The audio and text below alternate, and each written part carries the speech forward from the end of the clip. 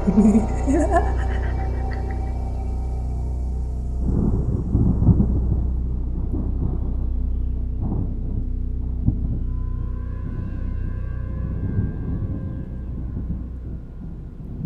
वालेकुम मिनाज भाई।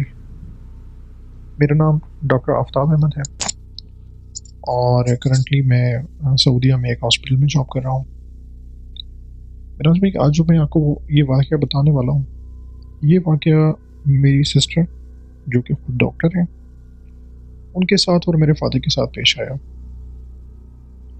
मेरी सिस्टर जो कि सिविल हॉस्पिटल हैदराबाद में जॉब कर रही थी,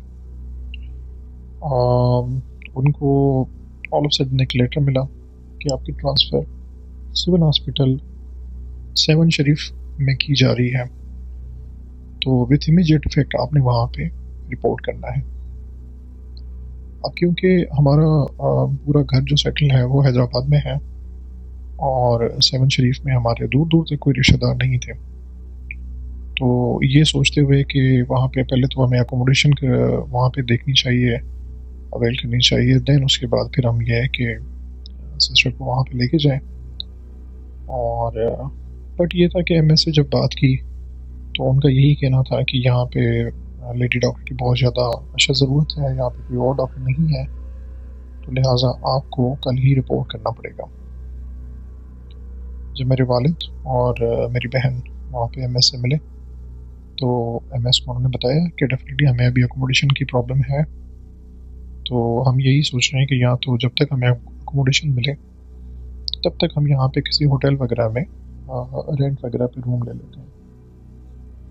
जिस पे एमएस हॉस्पिटल ने यही कहा कि मेरे ऑफिस के बराबर में वहाँ पे 2 गेस्ट रूम्स हैं, तो जब तक आपको अकोमोडेशन नहीं मिलती है तो मेरा यही आइडिया होगा कि यहाँ पे आप स्टे करें।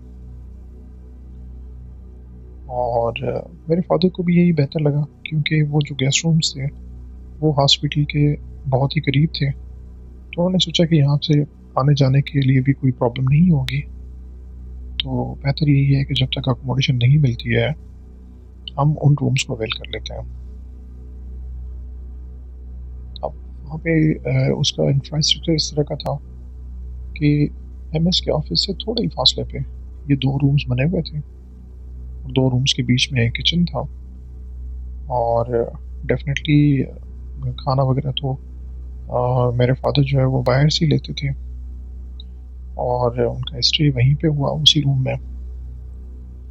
अच्छा, स्टार्टिंग के पहले 2-3 दिन गुजरे तो उन्होंने ये ऑब्ज़र्व किया कि शाम का टाइम जैसे ही होता, मगरिब होती, तो ऐसा महसूस होता है कि जैसे बाहर क्योंकि जस्ट इनके 2 रूम से उसके चारों तरफ सिर्फ ग्राउंड ही ग्राउंड था, प्लेन ग्राउंड था, कच्ची ज़मीन थी, तो उन्हें ये लगा कि शायद क्योंकि अमूमन गांव में और दूसरा इंटीरियर में यही होता है कि शाम के टाइम पे जो बच्चे हैं वो क्रिकेट खेलने के लिए आ जाते हैं, तो इतनी आवाज़ आने लगी, शोर शराबा बच्चों का, एक नहीं पता नहीं कितने बच्चों की आवाज़ें आती थी।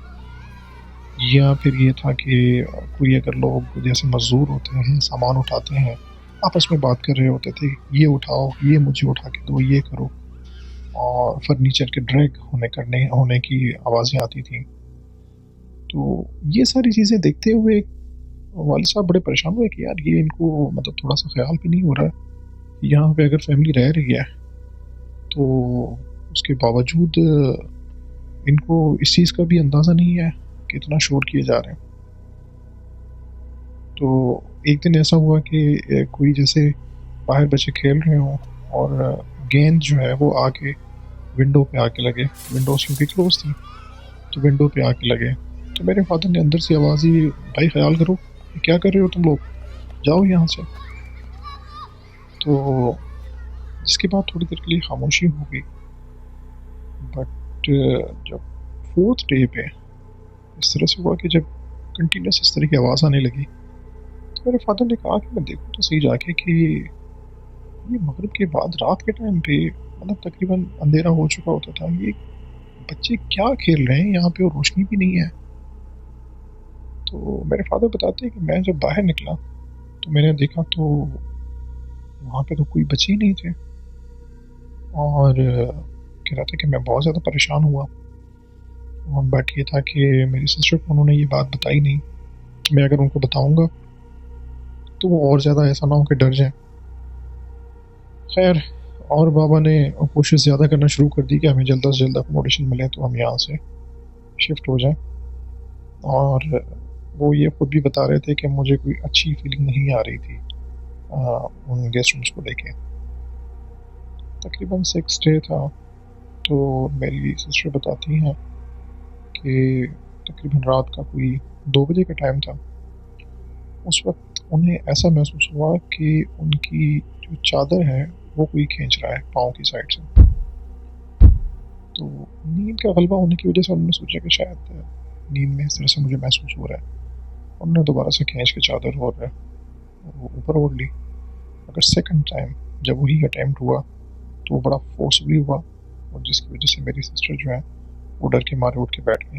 मगर जैसे ही वो उठी और आंखें उन्होंने खोली तो बताती हैं कि इंसानी जिसामत थी, बट ये था कि चेहरा वैसा नहीं था और ब्लैक शेडो की तरह था।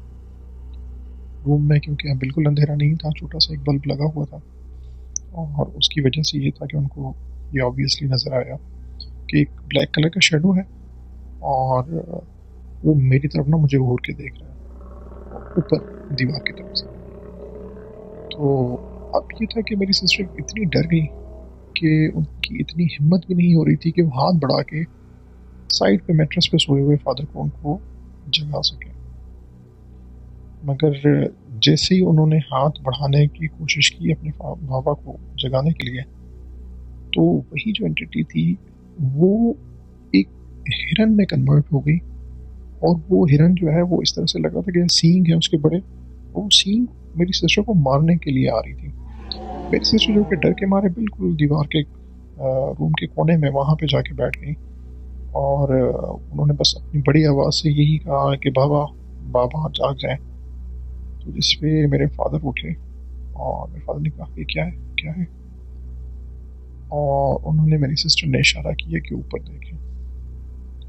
जब मेरे फादर ने ऊपर देखा तो उन्हें कुछ नज़र नहीं आया, बट उस जगह पे जहाँ पे मेरी सिस्टर ने इशारा किया वहाँ पे एक ब्लैक कलर का स्मोक की तरह थोड़ी देर के लिए वो जाहिर हुआ, और उसके बाद वो स्मोक गायब हो गया। बस वो दिन था, और वही रात जो गुजरी पूरी रात उनकी बैठ के वहाँ पे गुजरी। वो डर के मारे सो नहीं सकी मेरी सिस्टर, ताकि बहुत बार उनको मेरे फादर ने कहा कि नहीं आप आराम करें मैं जाग रहा हूँ, बट उनको नींद नहीं आई। और द वेरी फर्स्ट मॉर्निंग उन्होंने वहाँ से सामान अपना लिया और एक होटल में शिफ्ट हो गए। बाद में जब कुछ दिन गुजरे तो वहाँ के जो पियोन थे या जो चौकीदार थे वो ये बता रहे थे कि यहाँ पे पहले भी इस तरह से एक दो गेस्ट जो हैं वो स्टे उन्होंने किया है, और उनके साथ भी इसी तरह से हुआ है कि कभी बेल की शक्ल में, कभी गधे की शक्ल में, कभी किसी जानवर की शक्ल में वो एंटिटी अपने आप को जाहिर करती है और वो इनको मार भगाती है यहाँ से। वो लोग रातों को यहाँ से चिल्ला के निकले हैं।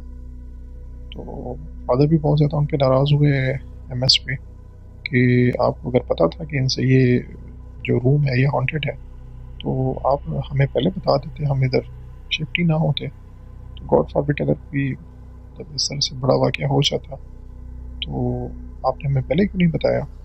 तो एमएस ने यही कहा कि नहीं मेरी नॉलेज में ये चीज़ नहीं थी और आपने मुझे बताया है, तो अब मैं आइंदा ख्याल करूँगा कि यहाँ पे मैं किसी को स्टे ना करने दूँ। और जिसके बाद वहाँ पे किसी को भी रहने की इजाज़त नहीं दी गई थी और वो रूम क्लोज़ कर दिया गया था। मेरी फादर और मेरी सिस्टर वो शिफ्ट हो गए थे बाहर होटल में। बाद में उन्होंने अकोमोडेशन वहाँ पे अवेल कर ली थी और वहाँ पे उन्होंने स्टे करना शुरू किया। ये एक वाक़या था जो कि मेरी फैमिली के साथ पेश आया, तो सोचा आपसे शेयर करता हूँ। थैंक यू सो मच मुनाद भाई। अस्सलाम वालेकुम।